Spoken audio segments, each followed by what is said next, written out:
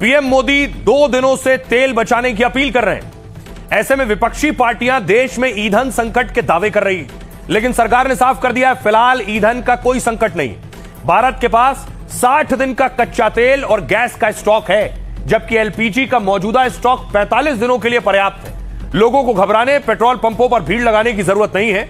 भारत में रोज करीब 50 लाख बैरल कच्चे तेल की खपत होती है और इसे पहले करीब 3,141 करोड़ रुपए खर्च करके खरीदा जाता था, जो अब 4,760 करोड़ रुपया हो गया, यानी रोज 1,619 करोड़ ज्यादा है। जंग की वजह से कच्चे तेल की कीमतों में बढ़ोतरी हुई है और तेल कंपनियां रोज करीब 1,000 करोड़ का नुकसान उठा रही हैं और इसके बावजूद देश के विदेशी मुद्रा भंडार की भी हालत मजबूत है।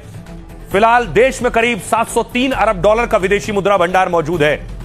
प्रधानमंत्री नरेंद्र मोदी ने अपील की है, वर्क फ्रॉम होम को प्राथमिकता दें, स्कूल ऑनलाइन क्लास चालू करें।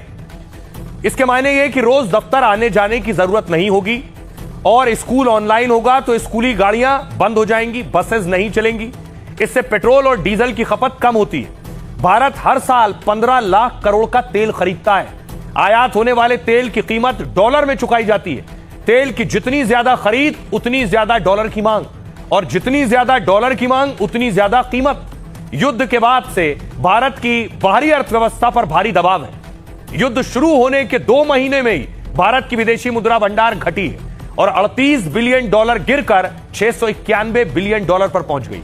फिलहाल कच्चे तेल की कीमतें 100 से 105 डॉलर प्रति बैरल बनी हुई है, जिससे भारत का आयात बिल बढ़ रहा है, रुपया कमजोर होता जा रहा है। अगर तेल की खपत कम होती है तो विदेशी मुद्रा भंडार बना रहेगा और बढ़ेगा, साथ ही युद्ध से पैदा हुए ऊर्जा संकट से निपटने में भी मदद मिलेगी। दूसरी अपील पीएम मोदी की है, 1 साल तक सोना खरीदने से बचें। इसके पीछे वजह और इसके मायने हैं, भारत ज्यादातर सोना आयात करता है, यानी विदेश से मंगाता है।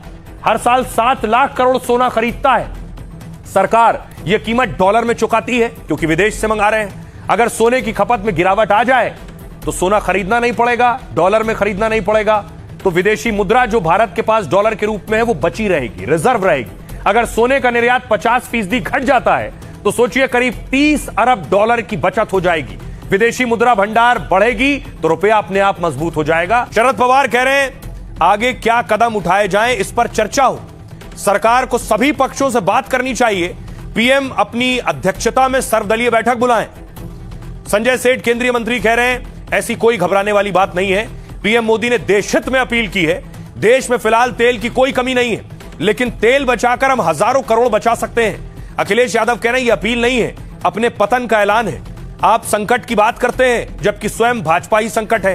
अर्थव्यवस्था का ढिंढोरा पीटते थे, अब अर्थव्यवस्था क्यों लड़खड़ाई है। यूपी के मंत्री दानिश अंसारी कह रहे हैं विपक्ष के पास कोई एजेंडा नहीं है।